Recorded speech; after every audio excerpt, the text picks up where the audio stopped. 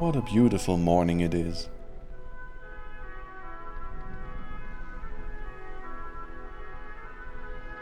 The river is calm, the skies are clear and...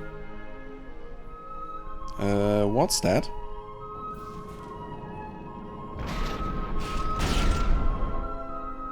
The fuck? Oh shit!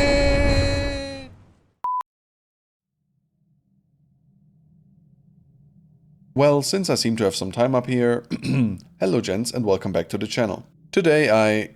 Uh-oh. Oh yeah, right. That's pointless. Owie.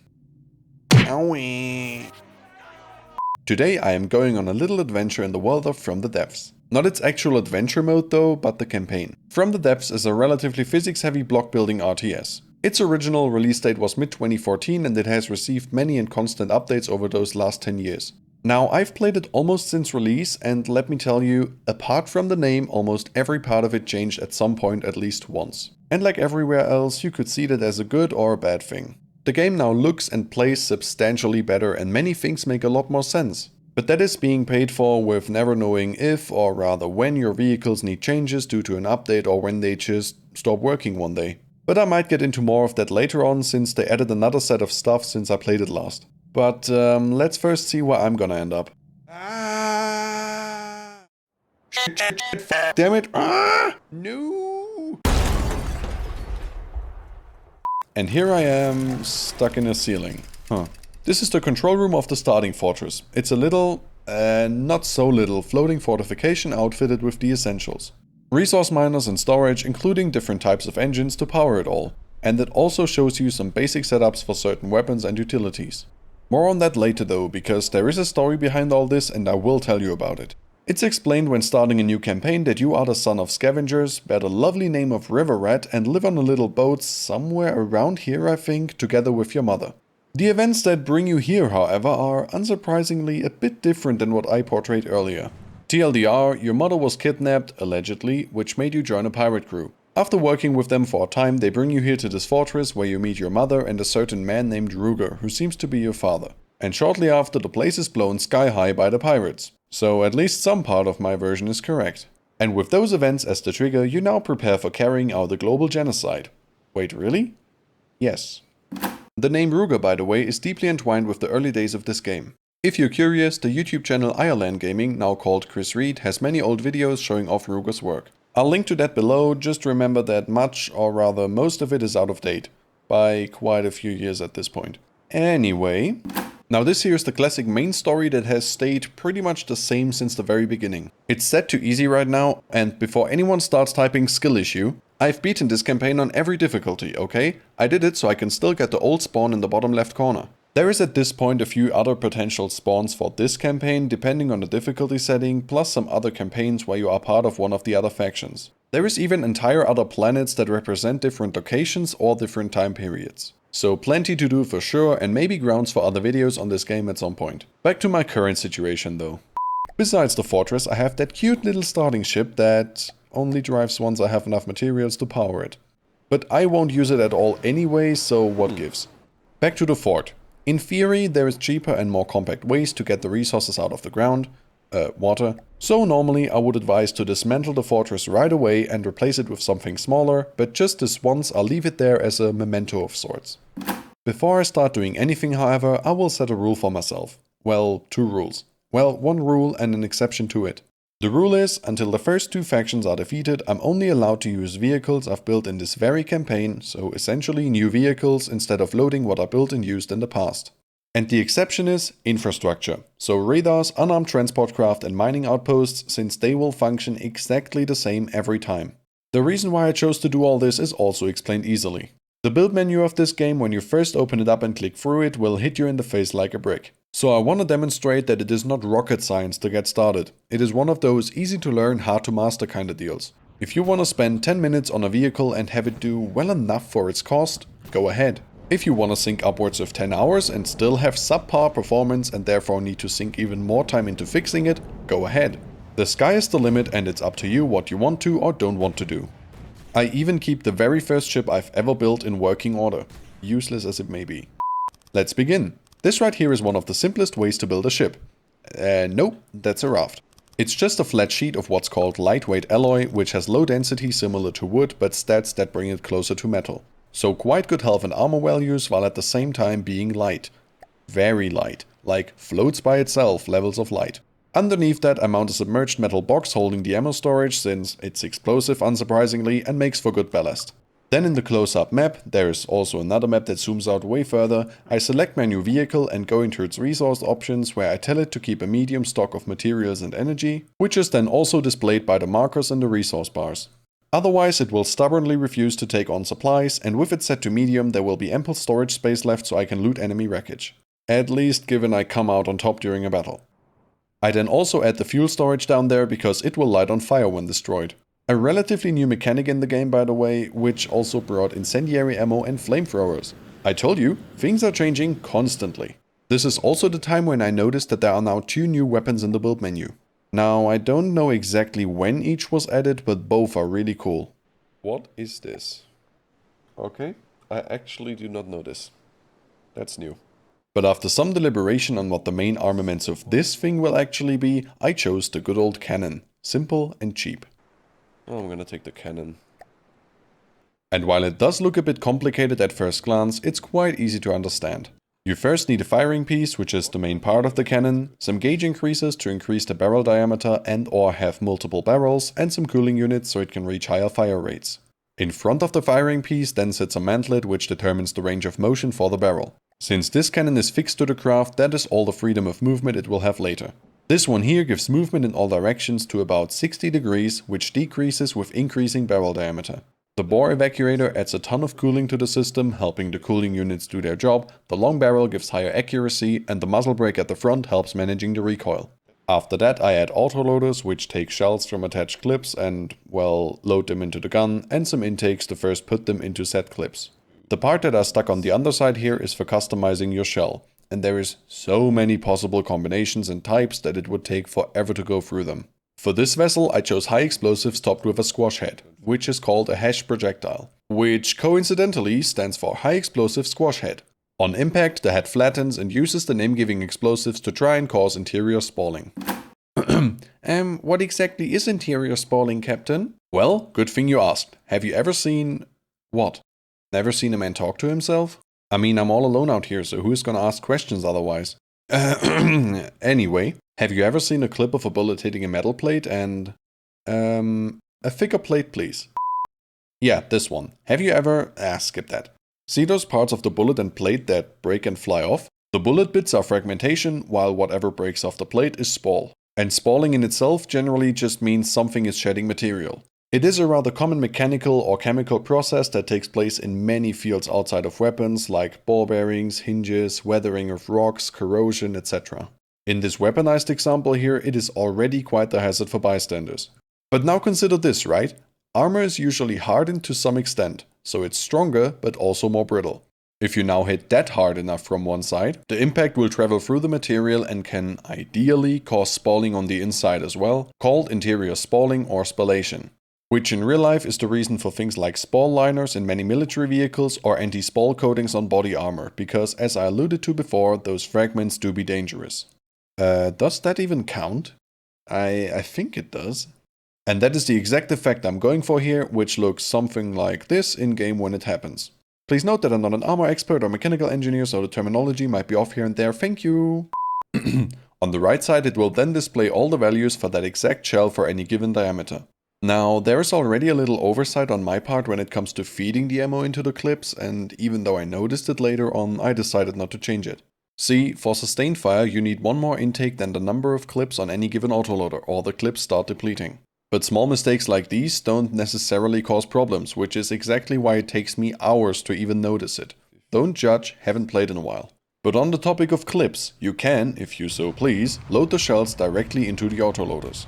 Now that does come with a hefty load time penalty, which is why the middle one needs a break after every loader had its turn and why the bottom one needs so many of them. But it does remove the clips, which are not just explosive when full, but also expensive to fill.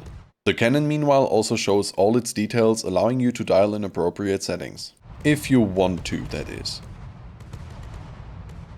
And since the platform I built is rather long, there is a lot of space for more cannon, so more fire rate and more recoil. The latter of which can be made into a non-issue by those. Okay, voila, cannon done. Now on to all the other bits that make up a military raft. Meaning, putting in a specially fixed slab at the front since this thing will face into the enemy at all times, plating the whole thing up since all these parts are fragile and some tend to explode, and realizing a potential problem. The center of mass is a bit high. This right here is a bad omen if I've ever seen one. A high center of mass makes it relatively easy to capsize a ship, especially since this is already rolling heavily on these rather tame waves. And let me tell you, there is weather in this game. Like 30 to 40 meter waves kind of weather.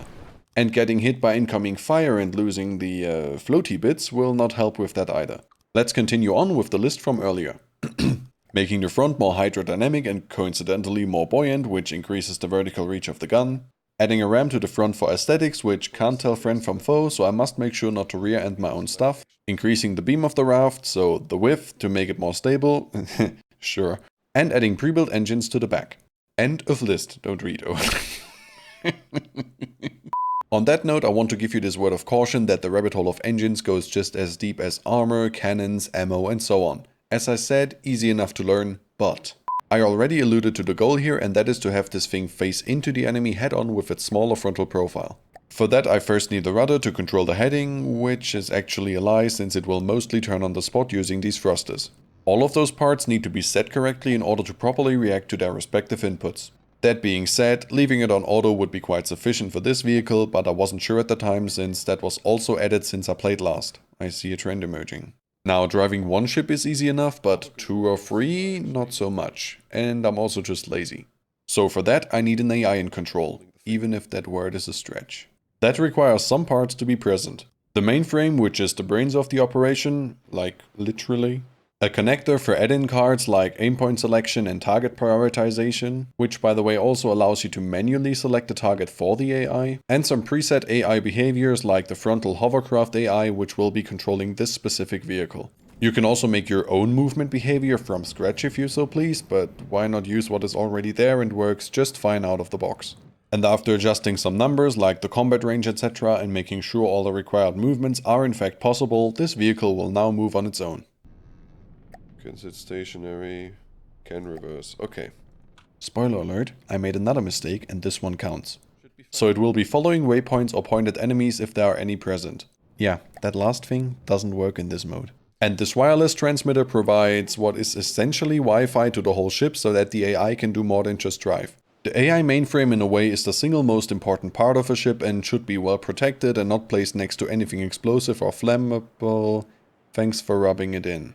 Now, even though a simple slab of armor can do a lot of the work, ideally incoming fire doesn't even make it there. This detector looks for incoming shells and missiles and marks them for the countermeasures, installation pending, while this one detects lasers hitting the vessel and triggers these smoke generators which will reduce its damage. Applies to outgoing lasers and all sorts of optics as well by the way, so be mindful of that, unlike me. At this time I also realized that the AI is not yet in control of the main gun, which, bad. And for that it needs a local weapon controller. These days it's usually always the all-in-one controller. Let me explain. It unites the weapon controller itself, the receiver that connects it to the AI and the failsafe into one block. That last thing's job is to check the line of fire of the weapon and hold fire if something friendly is in the way. Most of the time at least. To save time I now make use of sub-objects. Those being turrets I've taken off other vehicles I've built so I can quickly copy them to somewhere else. This thing here was originally a torpedo defense, but after some changes it can now shoot down missiles and large cannon shells instead. These are the countermeasures I've been talking about previously that will get their info from that first type of detector. And now I will finally give this thing some eyes and ears, so to speak. Because until now the AI was completely and utterly blind.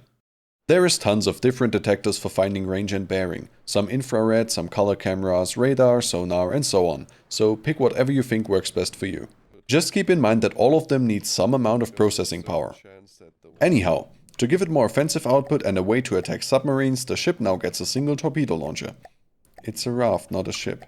Which consists of the missile controller, which is the main block for that, a launcher at the base, gantries which determine the length of the missile, a friend-foe identifier to prevent it from going after just anything it finds, and if there were multiple launchers, a staggered fire add-on so they don't all go at once. Okay. That should do. Especially torpedoes need some time/space in between each other, or they might turn into what is essentially bumper cars, for lack of a better comparison. The gantries are then what allows you to customize this to your heart's content. The parts and stats themselves I think are pretty self-explanatory, so I won't go into any more detail there. Nah, I don't think I need that. Okay, I have a cannon and a torpedo. How about some close-range air defense on top? After trying and failing to find any small cannon in my sub-object folder for use as anti-air, I decide to just build one from scratch. A very simple job. 2 axis turret, a controller, and 4 autocannons. Why not? And if you're wondering why I sound like I swallowed in the game footage... Oh, damn it. Oh, I can! I was recovering from an illness that completely f***ed my voice. And with all the things in place, ladies and gentlemen, may I present the first iteration of Floaty Shooty. Floaty Shooty. Floaty Shooty. This dyslexic bastard. Going at a blistering 9 meters a second and costing actually less than expected at a bit under 60k materials.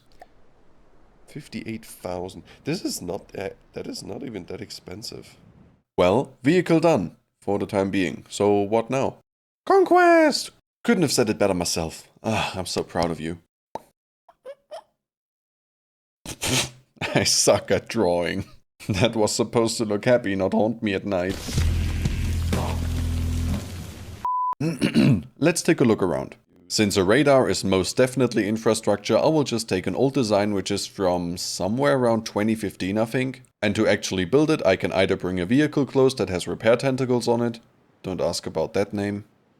Or I can pull it out of play, which is a performance-oriented feature of the game, and have a repair-capable vehicle close enough. The build and repair range is a lot bigger when out of play to encourage you to do it. And time acceleration pulls out all vehicles anyway, more on that later.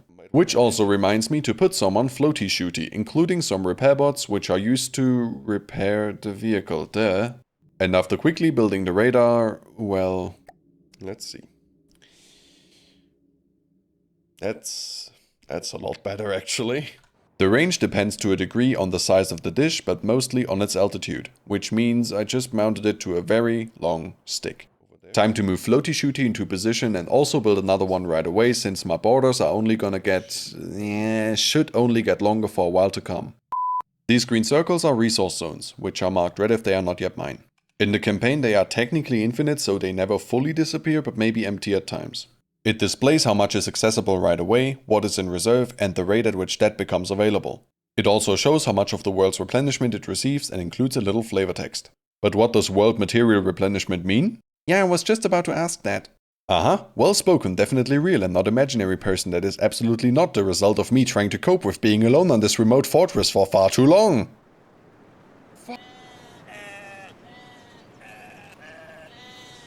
Anyway, see, the maximum amount of resources on this planet is fixed.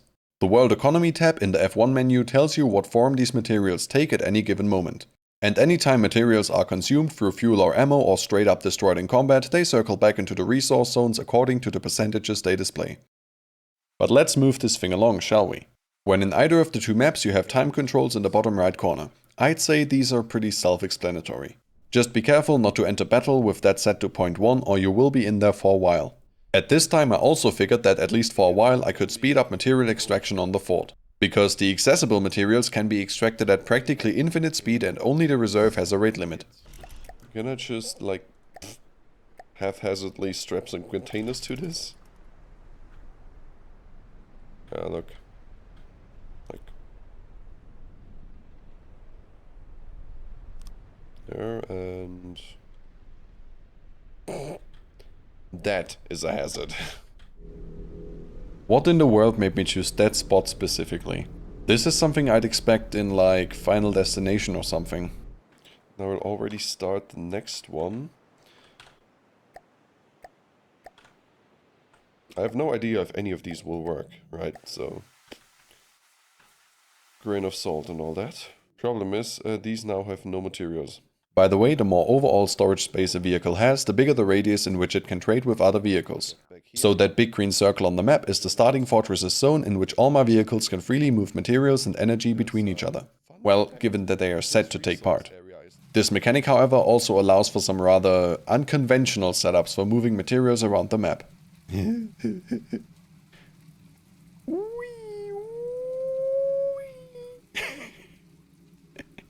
I'm so easily entertained. The bottom part is all one interconnected resource zone, which is stupid and makes the game stutter, and I love it. I'm just gonna ignore that the tile on the right is being captured, more important stuff is coming up. Because you may have noticed by now, there's a timer at the top, and it's almost finished. It started at an hour and indicates the time until the next council meeting. The council is made up of the frontmen and women from all factions, and me of all people. Even though, for all I know, I was left for dead just 1 hour ago. And look at this, what about this makes them think I'm their equal? Maybe they're mocking you.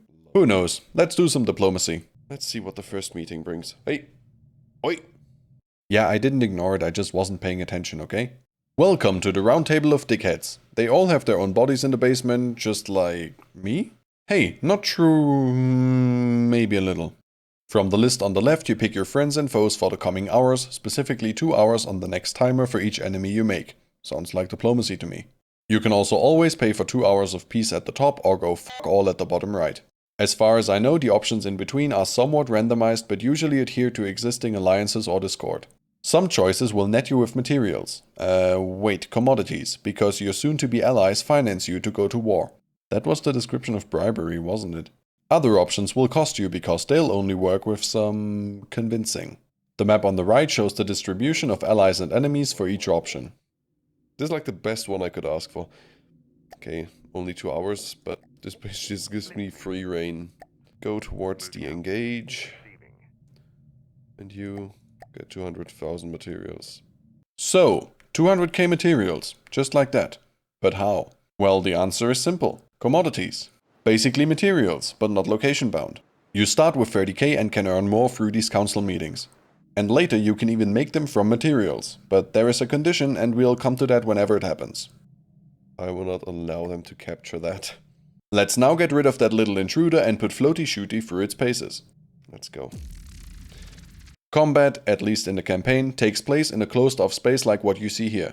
You then get additional options like pulling more enemies or more allies in, and the slider in the bottom right adjusts the scale of the battle. The exact details won't matter for now. All this only works within about 5 kilometers around the vehicle, however, which is coincidentally the scale of the map grid. There is a lot more nuance to this system, but those details will have to wait. I wanna shoot stuff now. Let's see how or if this thing performs. Yeah, I should put a range limit on that. I might need a longer barrel. This has a high chance of hitting the boat. I built a torpedo without a ballast tank. Actually, I think EMP is a lot more useful than explosion. Yeah, I built a torpedo without a ballast tank. Am I not a genius? Yeah, I got so into spotting problems that the enemy just got destroyed. Just like that. Oops. What a dumb first battle, huh? But it worked! It was against this thing, by the way. Wait, what? Stop! Mute! Forgot I was watching YouTube at the time. Oops. I'll put a link to that below. But since that is now off the table, I can now capture these 3 unclaimed tiles for myself. All the while adjusting various settings on the boat. You only go at things that get too close. You just have to place a block so it counts up the version number of the vehicle. Yeah, I think I could probably squeeze a lot more speed out of this thing. So what's this with the version number? Honestly, ignore that part. It's just an old habit from way back. But I do have to get into the vehicle speed. The out of play speed depends on whatever you reached in play. And that number resets whenever you change any blocks, so before you save and then apply the changes to other vehicles, make sure to put the pedal to the metal at least once. Okay, so just do this. And they should theoretically all be able to upgrade themselves. Oh, they don't like that.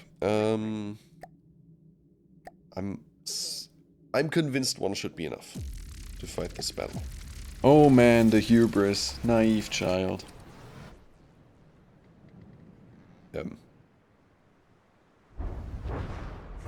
Are you paying attention?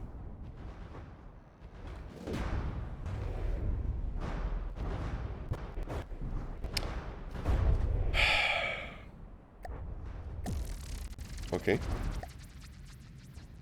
Scratch that. What the f just happened? Well, current me knows exactly what just happened. The AI is still set to patrol mode, see previous error, which means it will wait for me to give orders. It will therefore not change heading or position on its own. Do I have a solution? Yeah, that's not it. I should learn to face them towards the enemies. Let's try that again. I have no clue what just happened.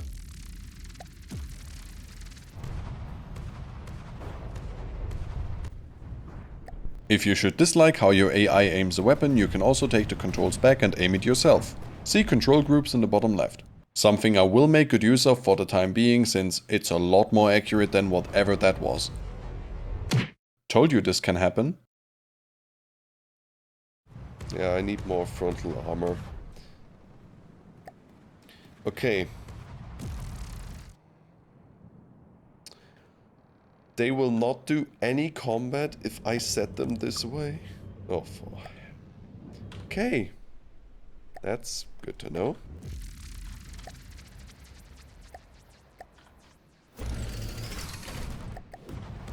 Now it works, okay. I should probably add another just like bullet shield. Just don't drive into these.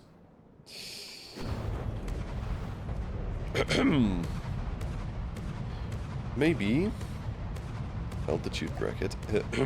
Do not shoot at planes.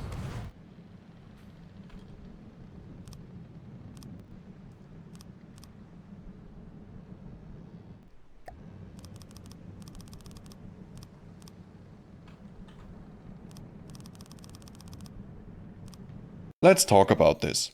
Yes, past me, it may catch things that fly really close to the waterline.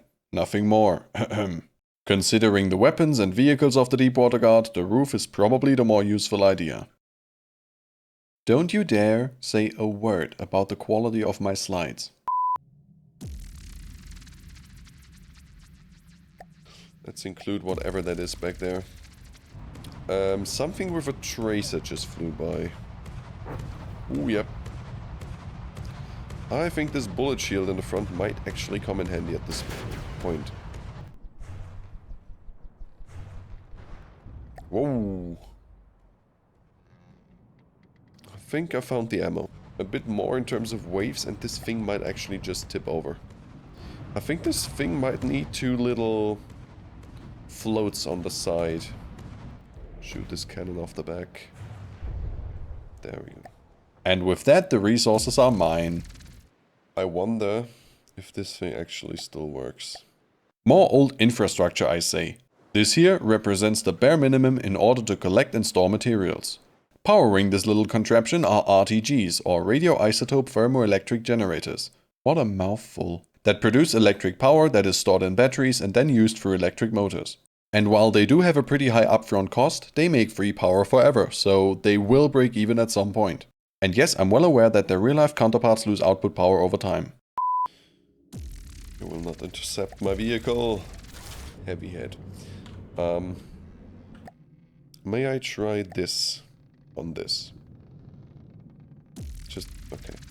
For a while to come, it's just me fiddling with the vehicle and its ammo while they try and take that resource zone back. Small tweaks can make a big difference, and using the proper ammo on certain types of vehicles would make sense. Would make sense, understand? Because the enemies use a lot of wood and they added incendiary ammo a while ago. Stop! Bad media, don't explain that. Okay. But in all honesty, finding the right type of ammo for a job or trying to craft something that works everywhere but maybe to a lesser degree, it can take a while and there is no single correct way of doing it. Did you catch that? Lesser degree, cause of the incendiary. Ow. Yeah, I deserved that, didn't I? Well, that didn't take long at all, and spoiler, it won't be the last. Good thing I can just come back and carry on. In all honesty, for the other factions this must be the same harrowing experience as for Souls-like bosses. The player just won't stay dead, and he will overcome you sooner or later.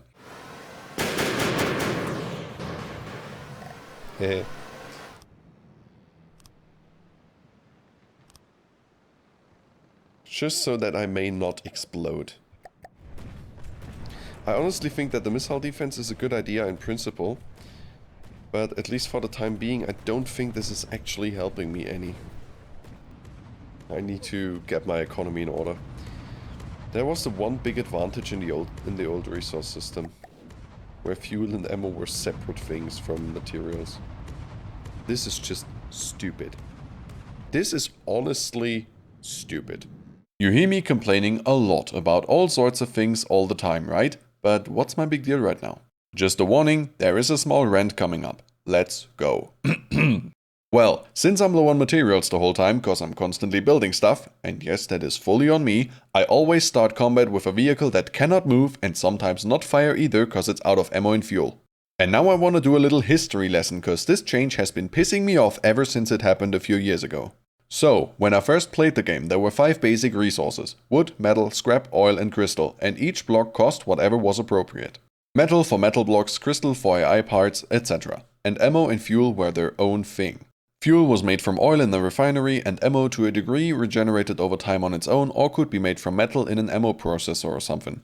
That first part with the different materials was kinda unnecessary, and so it was condensed down into materials, with ammo and fuel still being their own thing. Good change so far. So as long as there was fuel and ammo aboard, you could use a vehicle even with no raw materials present. But now, well, you just repaired something, now you're potentially out of fuel and ammo for the next battle. One of your vehicles repaired itself or another during combat and used up its materials? Well, too bad, it's now dead in the water and an easy target.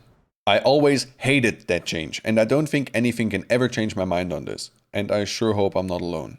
Yes, it binds less material, which probably helps with that whole world economy thing, and to a degree with your own, but it is and always will be a stupid change for a clearly combat-oriented game, where fuel and ammo rule the day. It will only ever make the same situation more frustrating than it would otherwise be. And in that same vein, can I get the old tracer rounds back? They looked so much cooler. Complaint over. Attacking civilians is a war crime, right? I'm violating rules again, and no one can complain this time, since I'm all alone out here. This barrel should actually go beyond the tip of the vessel. I will get there, I will make this thing work. At this point I make so many changes to this thing so frequently that it is pointless to tell you about everything. But suffice to say, these waves of retrofitting will continue for a long while into the game.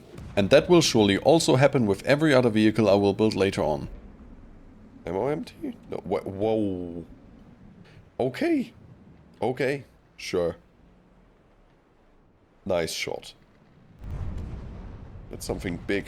That's something big. I think I'm firing out the other side. Yes, I am.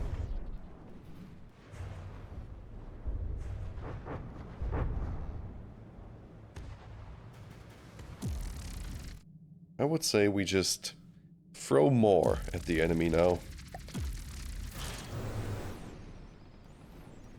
This thing is actually a big problem. Yep, that's broken as well.